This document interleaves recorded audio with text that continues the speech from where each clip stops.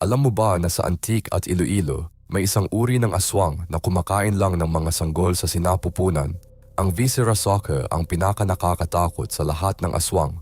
Gabi-gabi sa pagitan ng hating gabi at ikalawang oras ng umaga, lumalabas ang nilalang na ito. Ginagamit nito ang mahabang dila na parang tubo upang dumaan sa mga bitak ng sahig na kawayan. Ang target nito? Mga buntis na babae. Noong dekada 90 sa barangay poblasyon sa Hamtic, Antique, maraming pamilya ang nakarinig ng kakaibang tunog na parang pag-click. Pagkatapos, bigla na lang nawawala ang mga sanggol sa sinapupunan. Ang mga matatanda ay gumagamit ng bawang, asin at buntot pagi para sa proteksyon. Kahit ang mga Kastila noong unang panahon ay nakatala na ang mga kwentong ito. Ngayon, alam na natin na may mga medikal na dahilan kung bakit nawawala ang mga sanggol. Pero sa buong Panay Island, ang Viscera soccer pa rin ang pinakakinakatakutan. Bakit kaya hanggang ngayon, patuloy pa rin itong kinatatakutan ng mga tao?